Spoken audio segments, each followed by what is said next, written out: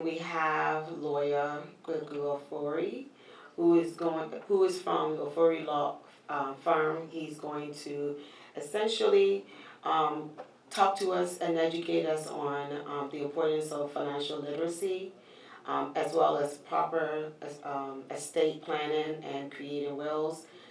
This session really will be focusing on the valuable insight on securing assets and safeguarding family legacies, particularly within the African immigrant community. And he's going to modify however way he feels that all of us need that information. So I now welcome you.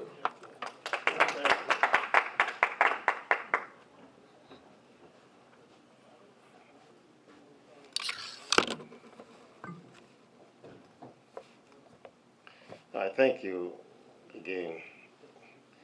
Again, my name is Kweko Fori, and I've been practicing law in the Silver Spring, Maryland, DC area for 20 years. And I'll talk briefly on wills and how to protect certain assets, probate. Usually, first of all, what is a will? A will.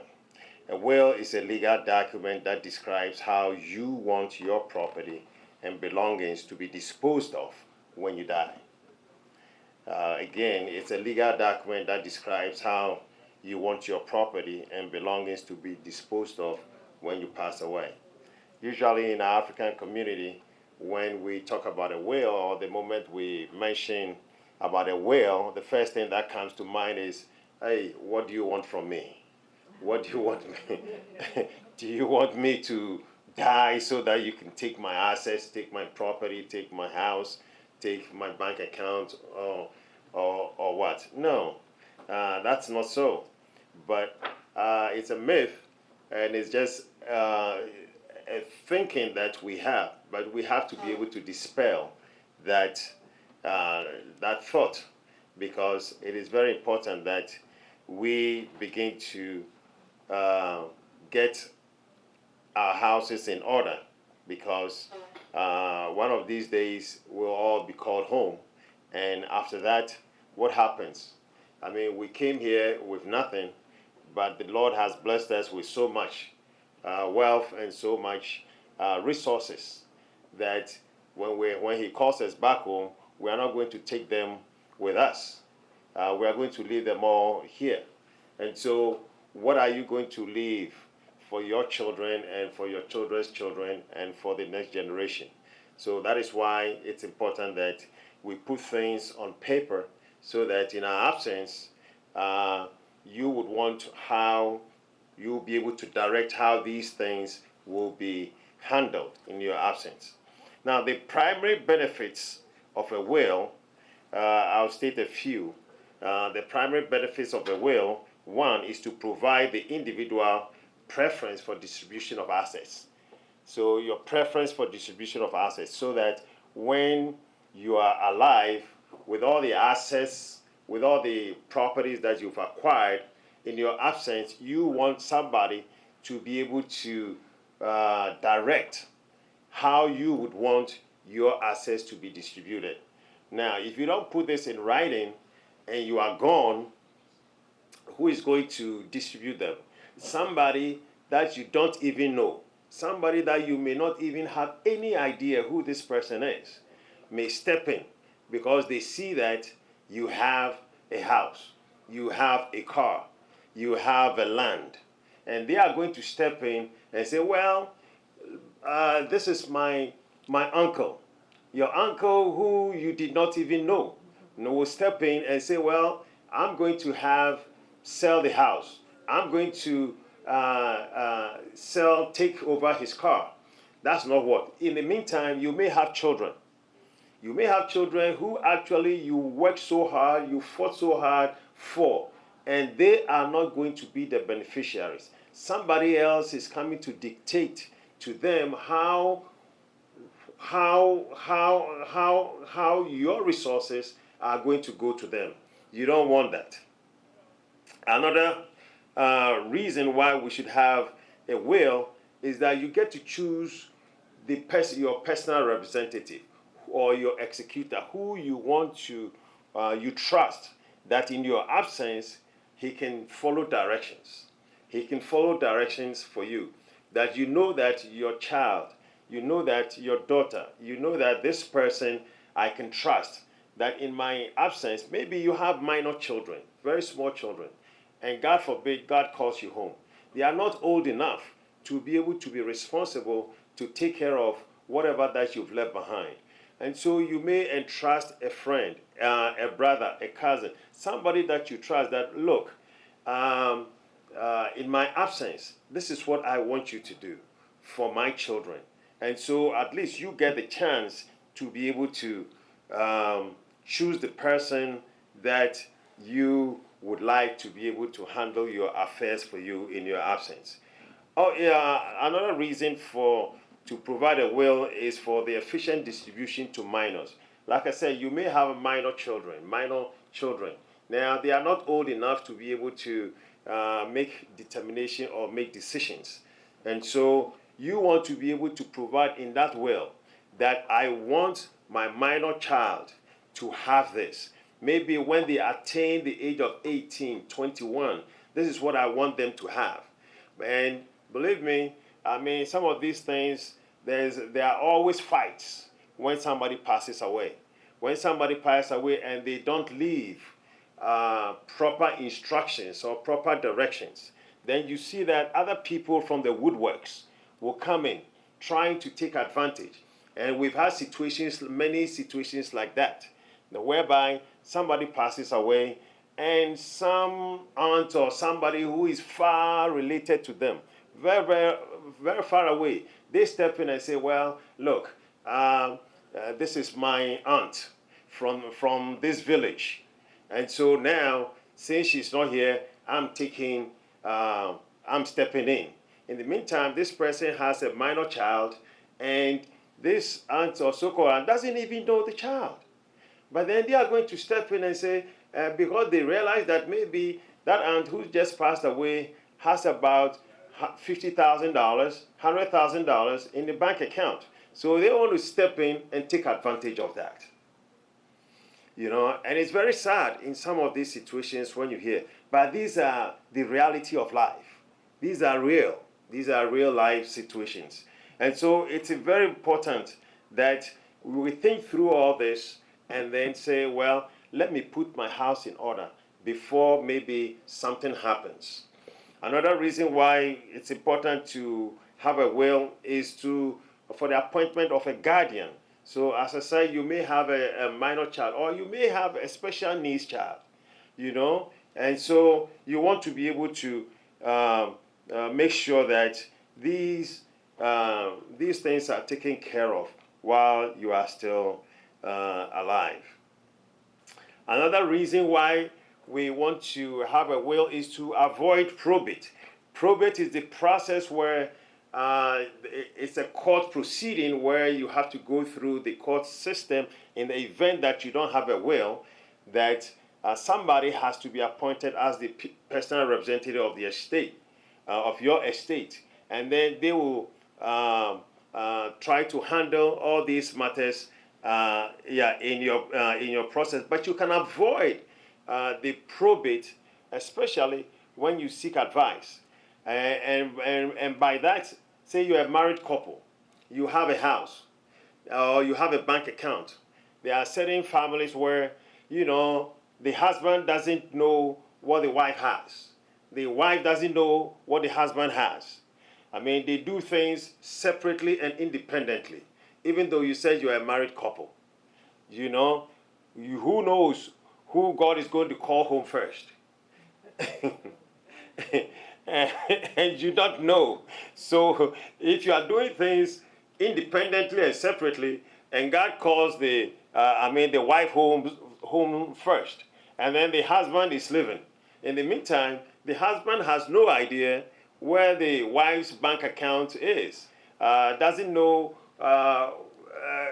whether she's built a house somewhere in Africa, and they've secretly built a house. And these are realities. These are true. I mean, we encounter them all the time, you know. So one passes away, and then there's a fight. You know, there's a fight between the relatives back home and the ones here as to who contributed to build the house, whose money was in it to build the house, who takes that house.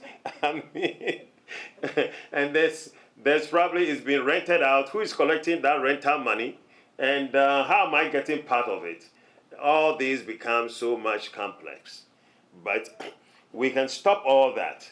We can stop all that confusion when we put things in order. So, for example, to avoid probate, it's very important that as a couple you have joint accounts. You know, on your properties, you have it jointly. I mean, you have your spouse's name on the house. If it's a husband and wife, it's tenants by the entirety, so that God forbid the surviving tenant becomes the owner of the property.